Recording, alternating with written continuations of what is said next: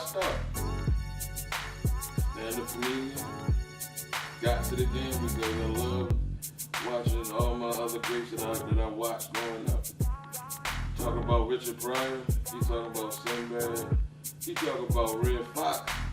He talk about all the greats that came before me, and I enjoy watching. Never thought I was going to become a comedian. I never did. I thought football was my dream, but I think God had other plans for me to do stand-up comedy. And it all happened when I got hurt in 2004.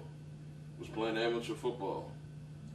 And I always wanted to try stand-up comedy, but never had the knack to do it. Never knew where to start until I met somebody off of, at the time, MySpace was the actual thing back then before Facebook and Instagram. So I had a MySpace account. So I met somebody by the name of Rebecca. She was a manager of another comedian here in Baltimore.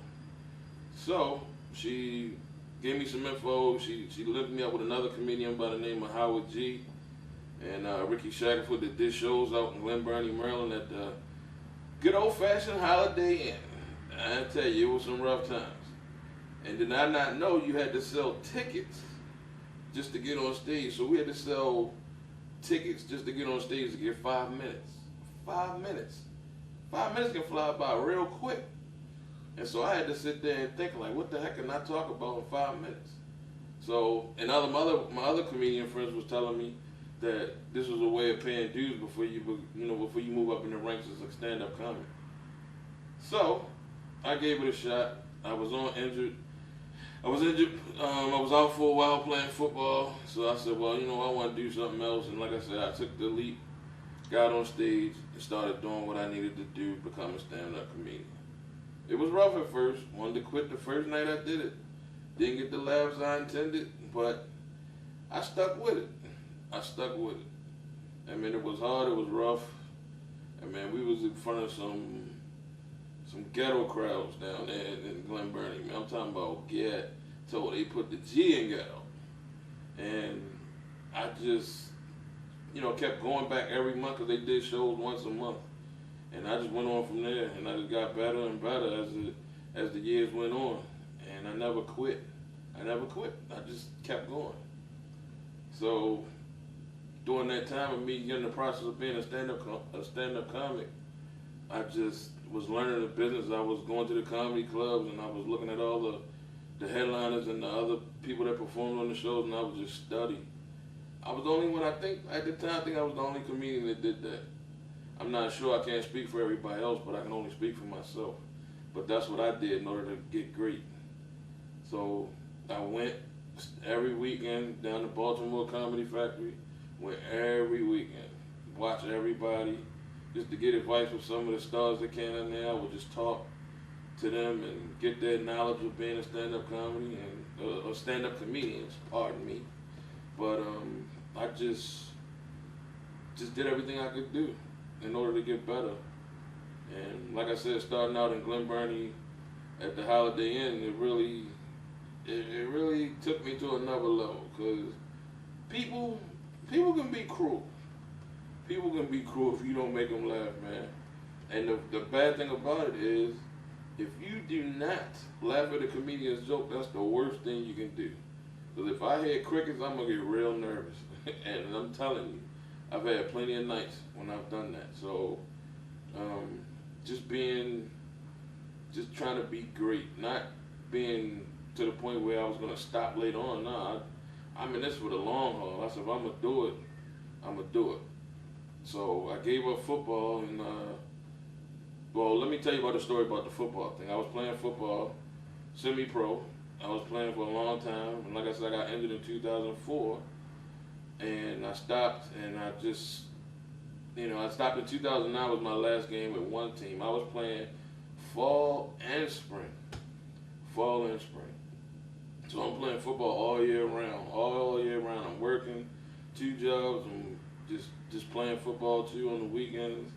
And for you people that don't know what semi-pro football is, it's just pretty much guys that's still living their dream. We still work, but we still play. We had practice on Tuesday and Thursday nights, and we played our games on Saturday night. So that's how we did that in order to. And you could get picked up by an NFL team if we was that good. You could get picked up by an NFL team or an arena team. But back then we had so many options. I don't know what the options is nowadays, but back then we had a lot of options that we could play pro sports. So, you know, like I said, I played from 1997 to 2009, and I officially hung up, you know, my cleats and turned it in for a microphone. And after that, I just went on from there, and then everything else just fell into place. So, like I said, I studied everybody. I was watching videos of Bernie Mac and Sinbad, and I was watching Def Comedy Jam every Friday night on HBO. I was doing that every time. If it was a comedy show, I was watching it. BET's Comic View. It was so many shows that had stand-up comedy on it, and it was like I would just watch it every time.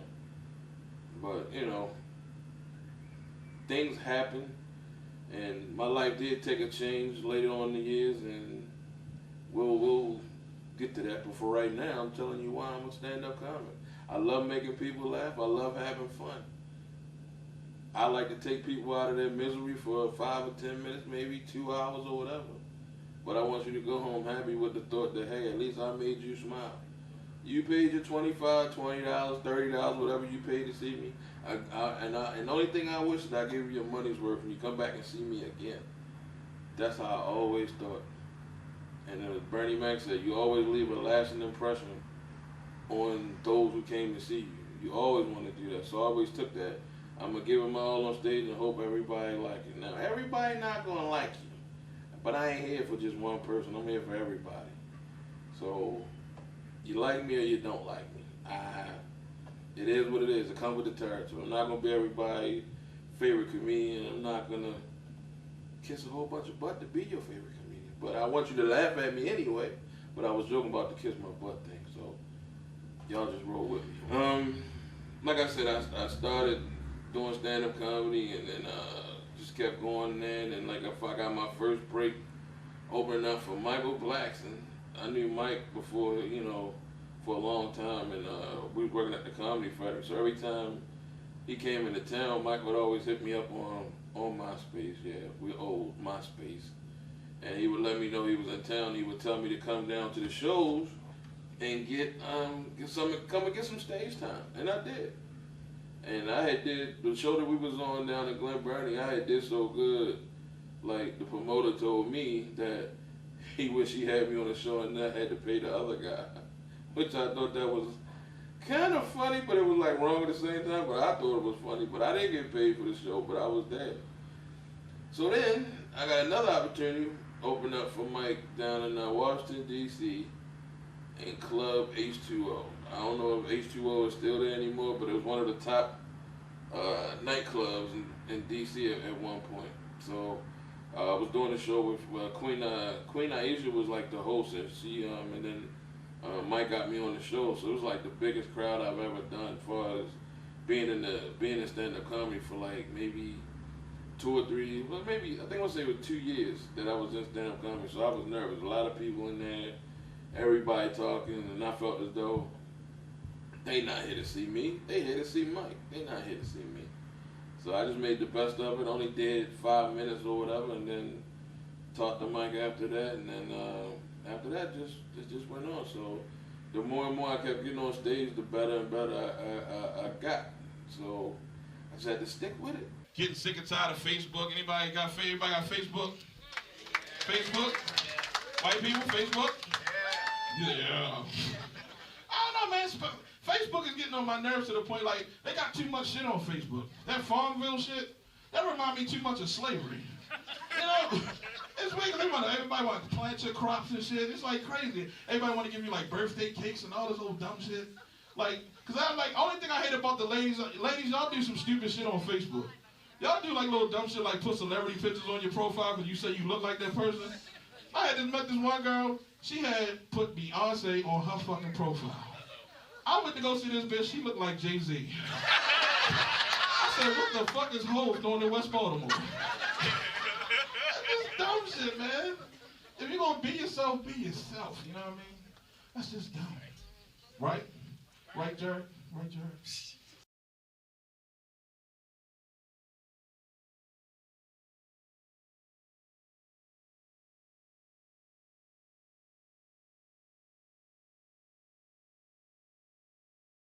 So, what makes a good joke? A good joke is you need some reaction when you say that joke. For you people that don't know, a joke is a setup and a punchline.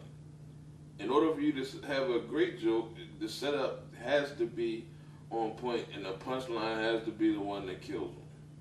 My whole process of that, I have to come up with telling the truth a little bit, but a little twist to it.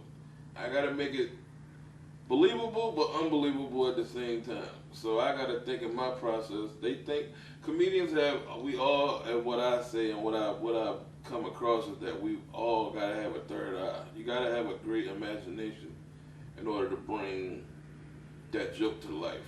If you don't have a great imagination, you will never get it. I mean, you can work on the joke for a long time, and that's why we go to open mics and we practice. And what open mics are like boot camps for comedians. Because we're around about a whole bunch of comedians, maybe a little bit of people sitting inside, watching the joke. So you got a bunch of comedians around that's pretty much trying out new material. I mean, you really don't do your old material. You try out the new material to see if the material works. So if it works, then you check it off. You can go up there with your notebook, your little pencil in your ear, and you can check it off. It worked. So, or you got to come up with the process what you got to think about what happened with the joke. You got to think. You got to think about what happened.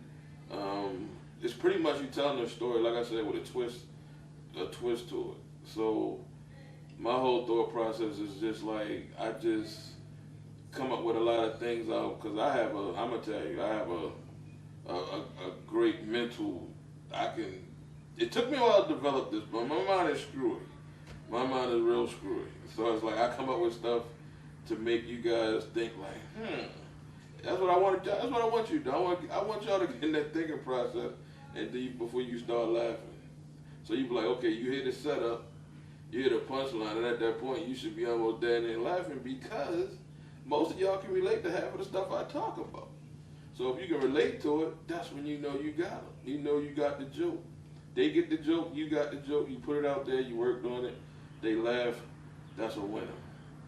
So I'm not going to say every joke is going to be funny. Some jokes are going to be controversial, I don't care, but it's all about what's funny to me, and I hope you ask to it. Because I be at shows, and I say, hey, funny to me, I liked it. It don't matter. So you guys, some of y'all got to lighten up. Stop coming to comedy shows when you break up with your baby mothers or you get in an argument with your wife or your husband and come in there and you got to sit in the crowd and I got to sit there and watch your little mean ass sitting in the daggone in the audience all mad. It's all right. You paid your $25. Sit there and pout. I'm going to mess with you. Make it even worse for the drive home. So that's what I'm going to do. So that's what it's all about, making people have a good laugh, and you got to have, like I say, you got to have a good imagination. Because if you don't, it ain't going to get nowhere. You got to be able to, clean up the lie a little bit, but you got to make it funny at the same time. So you got to do it. You got to. Fellas, we had to match our shoes with the shirt and everything. We had to look good, had to get the haircut. Ladies got helicopter hairdos and all that shit. And was I had one of them mothers, man, she used to improvise that name brand stuff you ain't never heard of. So people always ask me, what's the crossing line of a comedian telling a joke? What do we have barriers against? And I'm gonna tell you straight up, we have no boundaries. We have none. If you watch all the late greats like George Carlin and Red Fox, they didn't care. We don't care, but we do know that we're not gonna publicly humiliate somebody in front of the whole crowd because we know that can lead to certain things. But only reason that gets people to laughing is because of the simple fact that they can relate to the joke. Now, some other person might sit there and most of the time I deal with people that are mostly drunk anyway. By the time they get to a comedy show, they're drunk. They're not really thinking about their humiliation. They laugh and they don't think about it till the next day till their friend tell them, hey, that comedian got on you. But comedians, we don't have boundaries. And I tell you, Corey Holcomb has no boundaries. There's a lot of them that don't have any boundaries, but we know our limits as far as we don't have it. We won't take it to the point that we're really humiliating somebody. We don't do that. But we will have fun at our own expense on your own cost. We will have fun. So if you walk across stage, let me tell you, if you walk across stage and you look a certain way, you got on something real crazy, we gonna mess with you. We gonna mess with you. Comedians have no boundaries. We're like agitators. And we use it in like elementary school. You always had that one kid that agitated you to this point that you swung on him, or you just wanted to beat the hell out of him. We're like that. We're like agitators. But everybody in that comedy club know that it's all in fun and it's not should be taken seriously. But some people do. We have incidents where people ran up on stage and got comedians' face. Some of them paid the price. Some of them got knocked out. But everybody in that comedy club should know that we're not doing that to humiliate you. We're there to have fun. Afterwards, we tell you, if you didn't like it, fuck them. That's what we say. But we do just want to have fun, man. And nobody should take those jokes like seriously, because they just all in fun. I don't know you. I don't know you sitting there. I don't know none of y'all that's sitting in the audience. I don't know none of y'all. But I'm going to have fun, and I want you to have fun. Keep an open mind when you come to a comedy club. Because that's all we're doing is just having fun. We're having fun with you and all the other people that's in that room. So don't take it so hard. Lighten up. See, people have this misconception that all comedians are bullies. We're not bullies. We're not. I can go to the point in my life when I was coming up, when I was growing up, that I got picked on a lot. And I was picked on mostly because of my weight. That was the only thing they really could talk about, was me being a big kid when I was younger. And a lot of my thing with telling jokes on stage, I don't do it just to humiliate somebody. I don't. I actually humiliate myself because I'm making fun of myself. That's what it's all about. I've never been that type of person to embarrass somebody. It's not, I don't get that whole aspect. They think we only do it to people to make us look good. My whole intent is to make you, the people that come to comedy shows, is to have fun. I need everybody in the room just to laugh. Some people could be going through so much stuff in their life. It's like, if I get on stage, man, I could, like I said, I get to take you away for 5 or 10 minutes, or ever how long I do jokes, just for you to forget what happened to you on that one day. I did my job. And after the show, people come up to me all the time and hug me, like they'll tell me what they went through, and they'll give me a hug and say thank you for that fun time. They follow me on my social media, they talk to me, they inbox me. But for me, I'm telling y'all this right now, I don't do it at anybody's expense. I don't. I know what it feels like to be picked on. I know what it feels like to be embarrassed. I know about all of that. That's how I grew up. And I don't do this just because I'm trying to get back at everybody. Well, some people that I'm looking for. But I'm not doing this just for people to be humiliated. I'm not doing that. I'm doing it because it's a fun thing to go do. It's really fun. You from Boston? Oh. Because if she was a Baltimore chick, they'd have been whooped that ass. They don't play. They were like, bitch!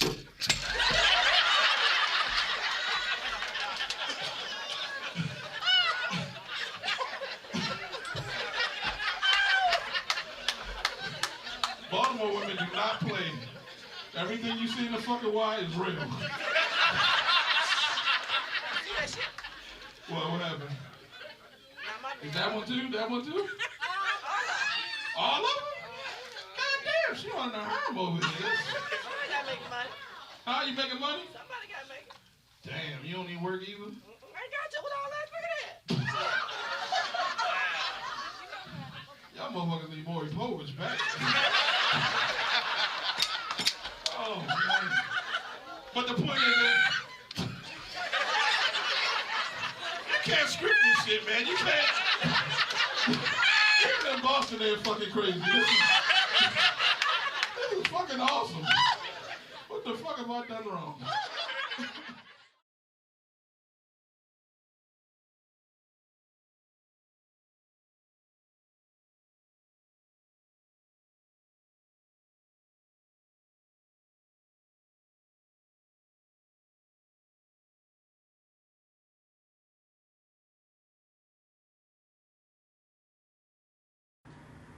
bottom line is the reason. Bottom line is why I do stand-up comedy is that comedy is really therapeutic for me.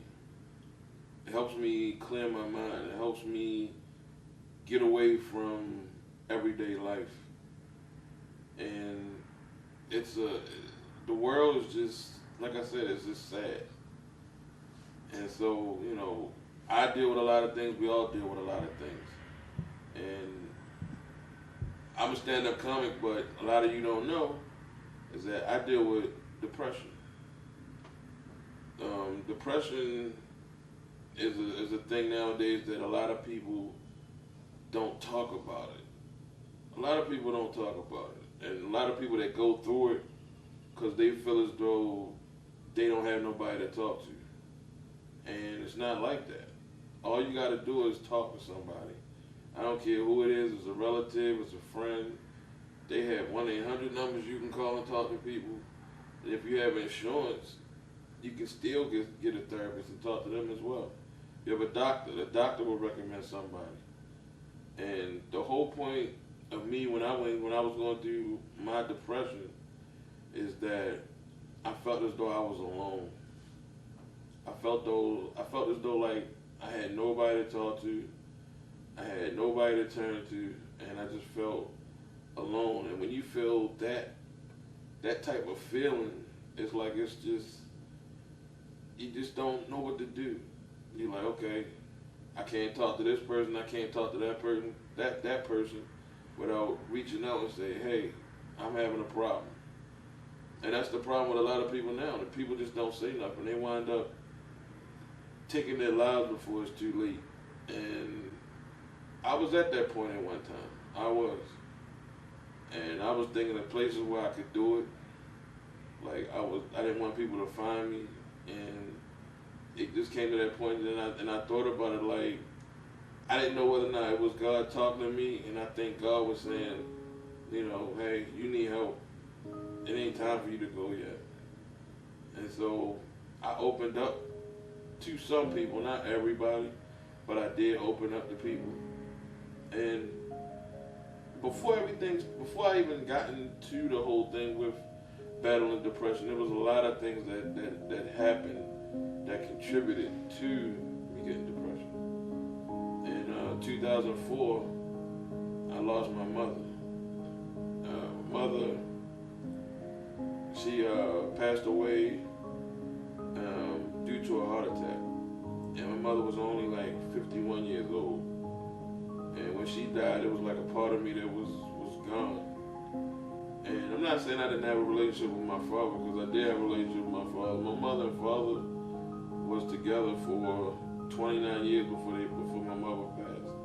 They had just recently, that same year, renewed their wedding vows. Me and my brother were the best men of my father. That's how, and it was a special time.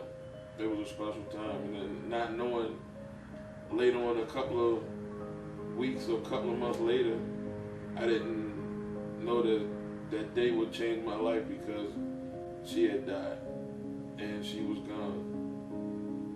And that whole time was like, I felt as though like I didn't get a chance to say goodbye.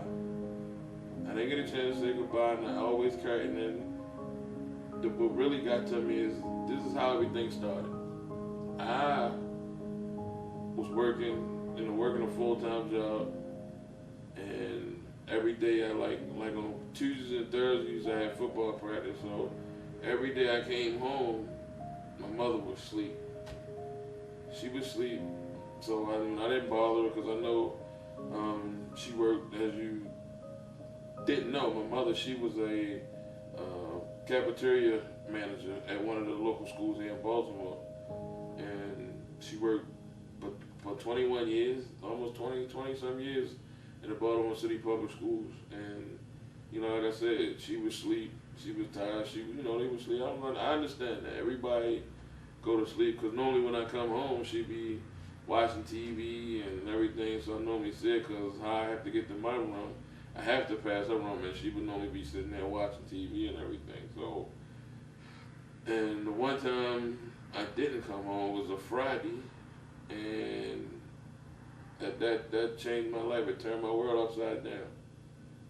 I didn't go home. I went to the movies with one of my friends, and I turned my cell phone off because I didn't want to disturb anybody with the cell phone. So I turned the cell phone off. So after the movie, I turned my cell phone back on, and then my uncle had left a message saying, hey, your mother fell out of the step. Come home quick. And I was nervous, so I'm thinking maybe she might have broke a leg or broken arm or something. She messed up something pretty bad. And I came home and I just seen all this like medical trash, like stuff they use from the ambulance, with like so much stuff that was in the floor. There was a lamp in the floor, the light was still on, and I just didn't know what was going on. So I'm like, this is a lot of stuff for just a fall. And so I sat there and I waited. I didn't know what hospital my father, everybody was at. I didn't know, so I couldn't go. And about 10:30, almost close to 10:30, my father called and said she passed. And there was nothing I could do, man. There was nothing I could do. My world was taken from me. And I still think about it every day. And I used to blame myself because I wasn't there. I wasn't there. And I carried that for a long time. And that was something dealing with my depression. And I can't say I don't miss it. I can't say that I don't miss it, but I do. I mean, it's nothing like you having your mother, man. It's not. I mean, your father's there. I mean, you love both of them regardless. But me and my mother had that relationship, we clicked. And don't get me wrong, my mother was hard on me growing up as a kid. I mean, we got beatings. We got whoopings. We didn't get that timeout stuff that your kids get now. We got whoopings. I mean, my mother didn't beat. My mother had a saying, she didn't beat anything she brought. Meaning you had to take your pants down and she would literally beat you with a belt. Now, some of y'all might cry child abuse, but my mother ain't kid. She wanted you to come in the house. You came in the house talking that stuff. She was going to punch you in the face until you go home. Because she ain't care what you thought. She was disciplining her kids. And you know what? To this day, I thank her for that. I don't look bad back at her because I've never been locked up. I've never been in nobody's jail. Never had any run-ins with the police. Only if you count speeding on the highway. That's the only thing. That's the only thing I've been as far as with the police. But never been locked up. Never hung with the wrong crowd because of what she did. She showed us love, and that was the way of showing us love. And like I said, I've never, ever been in anybody's jail. Now, how many, I hate to put it out there like this, but how many black men you know that can actually say that they've never been locked up? It's only a few percentage of us. It's only a few percentage of us that can actually say that. And like I said, I thank her for those rough times. I mean, I can blame myself for a lot of stuff I did, which was stupid when I was a kid, but it was rough. But I can blame myself for having those beatings. I just can't blame it on her. But so later down in the years, I had to tend to my father. My father, he was missing his mother. He was missing his wife. I understand that. They've been together 29 years, never separated. None of that. I mean, they had a couple of run-ins when I was a kid, and for the first time, I had seen my father cry because my mother was in the process of leaving him because due to his drinking. He had a drinking problem, and my mother just didn't like it. That was the first time. I was young. I didn't know what was going on. My mother told me was that pack your stuff, we leaving, and I didn't know why. Until I seen my father said, don't leave me, I need you. And, that was the first time I seen him cry. And I didn't understand where it was coming from. Now that I'm older, I knew where it was coming from. And so from that time on, like I said, I took care of my father. You know, he got sick after my mother passed, and you know, he lost his job due to him getting sick, and he just developed into something that wasn't, I wouldn't say it was traumatic, but it's like you kind of knew where it was coming from, because back in the day, like I said, my father had a drinking problem, and he smoked a lot of cigarettes. So during that course of that time, my father had COPD. COPD is when, I'll explain it. Well, my father had, you know, the heart has 4 chambers, but my father only had 2 of those chambers that worked. The other half of the heart didn't work. So it was he couldn't push fluid through like he was supposed to. So after that, he became real sick, and he was in and out of the hospitals, and you know, he had to go to the rehab facilities. He never did surgery, and then his liver got bad, and you could just see him just going. And around that time, around 2018, my father passed, and he was gone. Got my father in the house tonight, my dad's in the house tonight. Give a round of applause. My goddamn father was cheap, man. My father was cheap as hell. He was cheap. Yeah, you was, motherfucker. You was cheap. My father used to do shit based on religion, yo. It was real funny, because he'd be like, me and my brother come down there, and he'd be like, hey, Dad, ain't no Christmas presents under the tree. He said, oh, we Jehovah's Witness. I said, Dad, ain't no meat in the refrigerator. He said, oh, we Muslim today.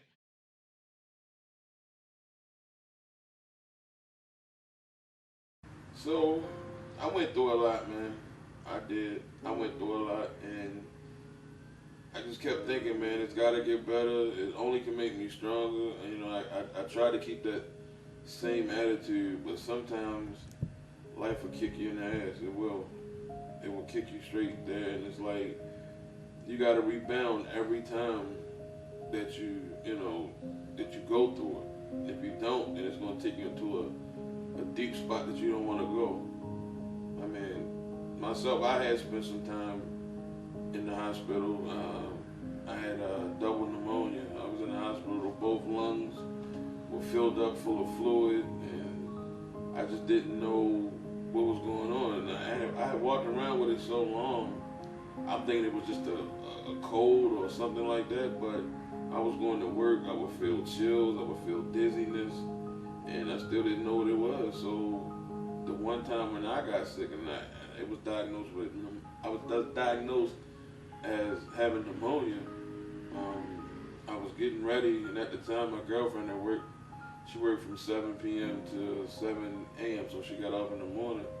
So she told me the day before, if I didn't feel any better, we was gonna go to the hospital. So, that morning I got up, I got in the shower, and then I got real dizzy, and I fell out the shower, and I hit my head on the door, and I could hear her banging at the door because we had the chain on the door, so I had to try to get up, but by me hitting my head on that door, it like rattled me a little bit, so I'm sitting there trying to get up and get to the door, and it was so bad that the ambulance had to come get me and take me to the hospital, because I couldn't walk or anything, because I was still traumatized by me hitting my head.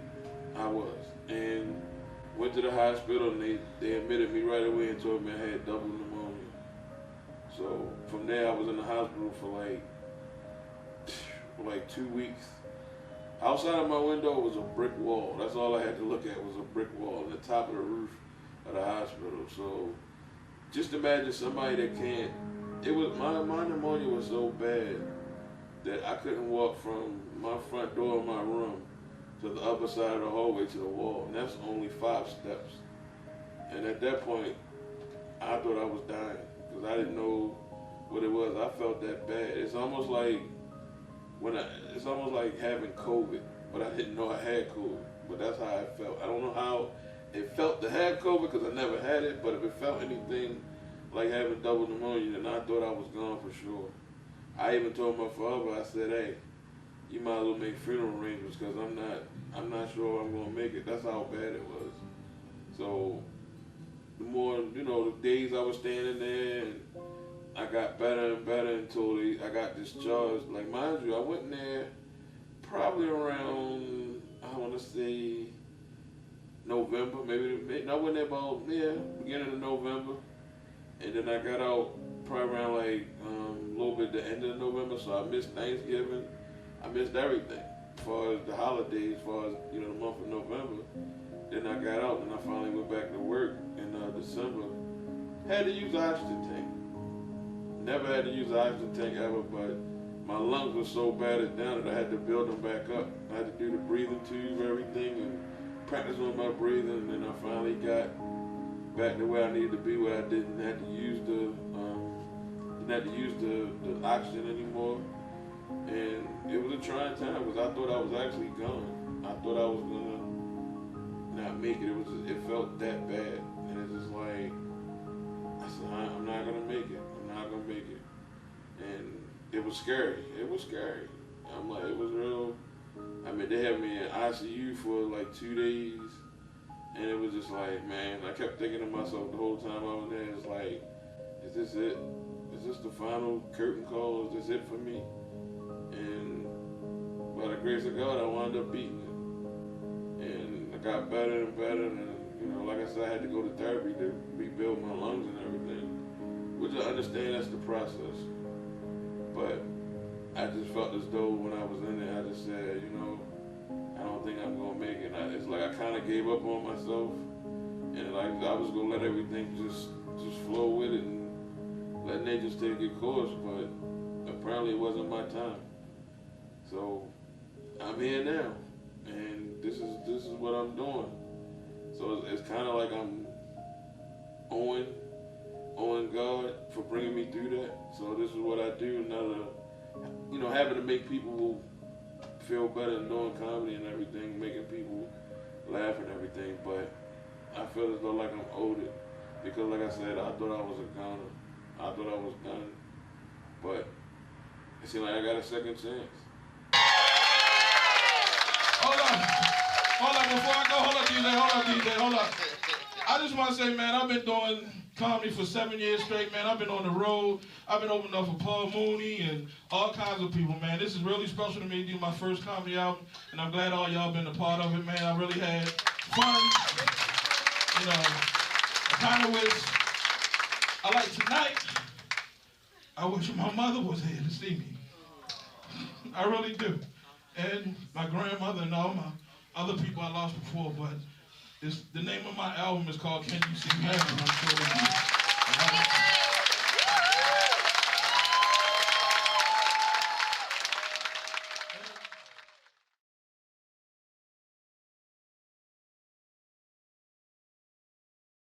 See, most people, they seem to think that my depression comes from my weight.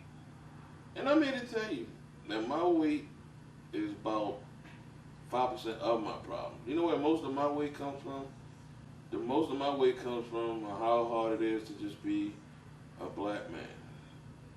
A black man in America. Also, my weight comes from just being a man in general, because we go through so much than what anybody else goes for. And I can't speak for everybody else, but I know what everything that I know what everything comes from me. I know what happens to me in my life. I can't speak for nobody's life but mine. God gave me this life, and it's the only thing I could actually talk about is my life. I don't know what's going on in everybody else's. And we all deal with it in a different way, a different light. But most of the people seem to think, my battle with depression comes from just me being a big guy. And then, like I said, that's the easiest part. It's just, I went through so much, and most people would like look at it and be like, well, we all go through that. We all did that. No, it's different with me. I had to go through, when I got injured playing football, I had the worst knee injury that a football player can get. And we talk about MCL, PCL, and ACL. That's 3 of your main things to keep your knee attached to your bone, to everything to make it work. And so when I asked the doctor, I said, well, Doc, I said, is it a possible chance that I can come back and play if I heal up and get right with the therapy and everything? You know what the doctor told me? He said, most football players don't. And I lost, and I lost it. I literally cried in that doctor's office because football was my dream. Was like, since I was a kid, I've always wanted to play in the NFL. I always wanted to do that. That was my main dream. I wasn't even thinking about nothing else. Even when I was in high school, I didn't have time for girls, none of that. I was playing sports, I was going to class, and I was working.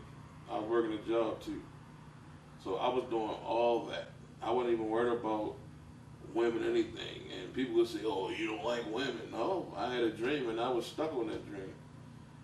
And that dream was kind of derailed with the knee injury. And so just imagine you out, you can't go to work, you can't do nothing. Just imagine how you would feel if you were stuck in your room for a whole month.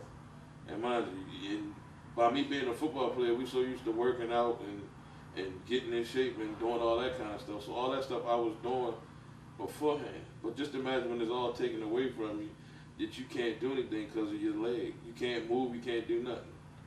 So me sitting in the room for a month, that's all I did was eat, sleep, and watch TV. That's all I did. I couldn't go nowhere else. Now mind you, when you do that, yes, you gain weight because you can't do anything. So that's where most of my weight comes from. That's where it came from. And when it got worse and worse, or it got more on me, and I worked to getting it off me, and I'm still working to get it off me. But it just got to the point like, why? Like why? You just don't have no answers for it, but you just got to do it. So a lot of people, we just as a black man and a black comic, especially a black man, we deal with so much in this country that it's not even funny. We got to worry about the police. We got to worry about everybody's perception about us. And like I say, all of us are not like that. All of us are not like that. And black comedians, I felt as though from watching George Carlin and all them back in the day, they could say what they want, but most of us couldn't say what we want because of the simple fact of our color of our skin. And that's crazy. If America says freedom for speech, it doesn't just say for white people. It says for all. And it means you can say what you want, but does it have its limitations? No, it says freedom of speech. And that's what we do. But I can say a little bit, times have changed a little bit, but it's still some sensitive people in the world. It is. And some people just can't take it. But you're not going to censor me because I'm going to say what I want to say. And you either deal with it or you don't deal with it. You either like me or you don't like me. That's it. My boy Jared, he's lonely. How you doing, Jared? I'm with her. You with her? She looked at my shit. That's your boyfriend right there? Hell no. What you a spokesperson? You a spokesperson? No. Then what you say hell no for? It ain't her man. That's your daughter? No. Do you know her? No, it's my woman. Oh! Okay!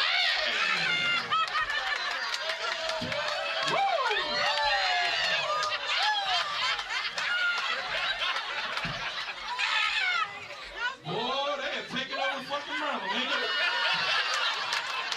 Lesbians are turning them out more than the fucking military, ain't it? God damn. Damn. That's really your woman? Damn right. Damn. Boy, you better never come home late. She like, bitch, what time I tell you to be home? Next time you come in late, I'm gonna take your fucking eyeliner. Oh my God. And she didn't say nothing else. She's like, yeah, they goddamn right. Hello, this is comedian CJ Burney, born and raised in Baltimore, Maryland. And I know you're asking what does the C stand for, what the J stands for. Well, the C stands for Clarence. I sound like an old Mississippi Baptist preacher. So my first name is Clarence. My middle name is Jermaine, so that's where you get the CJ from. I was born to Deborah and Clarence Burney. My birthday, I'm born in July, after the day after the 4th of July. I had one brother, and that's it, I guess. So, I guess now I guess you know by now I'm stuttering, but I guess you know my whole story and why I tell you that I'm worth the wait. And not by physical, it's all about mental. We go through a lot in this world, and I just thought I would share my story with you guys. Maybe this story can help somebody out there. But like I said, if you're going through something in your life, just talk to somebody, get some help. Don't sit there and think you can tackle it by yourself, because you can't. Trust me, the road gets very difficult at during that whole time. So get some help, talk to somebody, man. And as far as me being a stand-up comic, I'm in this for the long haul, man. And I don't know, a lot of you guys have probably heard this, but doing stand-up comedy is like, it's not like a sprint. It's a marathon. And we go a long way. We ain't stopping. But you won't see me running in no marathon. So I'm just saying. But I'm glad, and I hope you guys enjoyed this story. You can hit me up on Instagram, Facebook, all that. I'm on everything. Plenty of Fish, everything. I'm on all that. But that's dating site that most of y'all didn't know. But like I said, I'm in it for the long run, man, and I hope that you guys enjoy my story. Like I said, I hope it inspires somebody to do something about their mental illness. And y'all don't worry. You ever finish seeing this fat face for a long time, because I'm gonna be here. I'm gonna get on your nerves the whole time. Just get ready, get used to it. All right? So y'all take it easy now. And y'all get out now. Bye. See you. Get out. What's going on? How y'all feeling? It's good. All right, let me move this mic stand so all y'all can see me. Don't want that in the way. Went to vacation, folks. Went to Orlando, Florida. Anybody been to Orlando, Florida? Went to SeaWorld, man. Went down there and got this thing where you can actually play with the dolphins, get in the water and everything. And they also got this little thing you can actually like ride a dolphin. Let's just say I had a bad experience, yo. I didn't know you can drown a dolphin. I didn't. You know, all I did was ride the thing, man. I didn't expect it to drown. And you know, word must have got around when I got back to Baltimore and went to the National Aquarium. I went to the dolphin tank, they all turned their back on me. I said, what the hell? That's just nuts, man. And and everybody have that thing about fat people. Y'all really do. Where my fat people at? Fat people? Where y'all at? I'm the only one? Y'all do, man. But see, I like to do crazy things. I like to go to a gym and go home and get my personal trainer shirt on and stand over people while they lifting weights. You know what? You can look like me. You know, it's crazy, man. Starting to find out things, fat people. Another thing fat people can't do. We can't be stalkers. We can't. The characteristic of a stalker, you gotta be able to hide somewhere. Am I lying? Like, ladies, could you imagine this? About 12 midnight outside of your house or your apartment, standing behind a bush. Well, I don't think she can see me. And meanwhile, she on the phone with her girlfriend talking about, girl, he trying to hide behind a branch. Get your big self up, I'm gonna call the police. I don't know, I'm trying to lose weight, man, I am, because things are getting real crazy around my household, man. I can't have my girlfriend grabbing my boobs during sex. I can't, She's like, who's your daddy? Who's your daddy? Like, get off of me, man. It's just nuts to me. Another crazy situation, I had one of those opportunities to go to one of those couple sex toy parties. Anybody been to a couple sex toy party? Bunch of freaks, look at them. It's weird, man, because they got so much weird stuff at that place, man. They got things like the size of rocket launchers, man. It's just amazing. I found out about the Chubby G, the bunny rabbit and the silver bullet. My girlfriend fell asleep with that thing in her. I thought she was having a seizure. She was... I'm like, take it out. What's going on? What's going on? And I know she had brought some of them Crocs' underwear, man. It scared the hell out of me, man. I know, I'm sitting there watching the football game and everything. She come out there with them on. She would say, do you want some of this, CJ? Do you want some of this? I said, hell no. Look what that did to your underwear. You're getting everything on my couch. That's not good.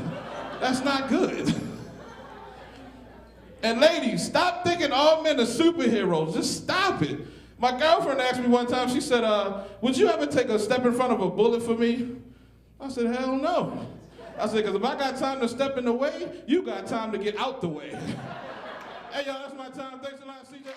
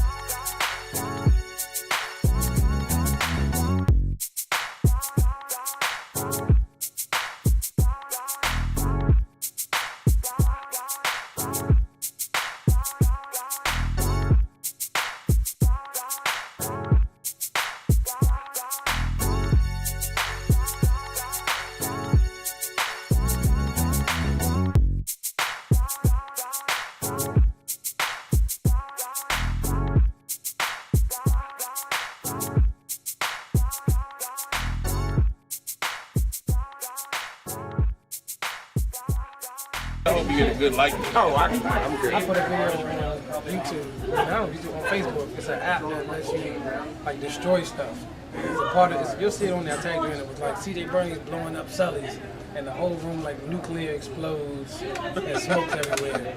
The end. That crowd was awesome when they came out to support you. Yeah, that's why I said it was kind of heartfelt because it was like, damn, some of these people didn't know me. And they brought tickets and they came out. It's good to give it up like that too, man. Show your emotion. I was impressed. I was like, look at them standing up on their own. Nobody told them to stand up and clap. And then I thought, so they crying?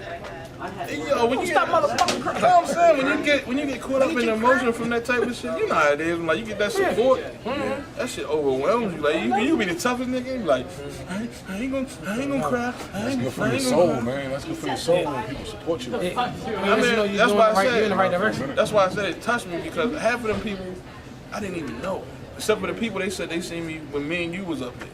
But that was like years ago. But even that, they saw you and said, I want to come back. So yeah, and like either other people was like, yo, we gonna come back regardless. So when you hit, we gonna come back and support you. Not having you too. And not even the fact that my football team, my parents was on the football team that came.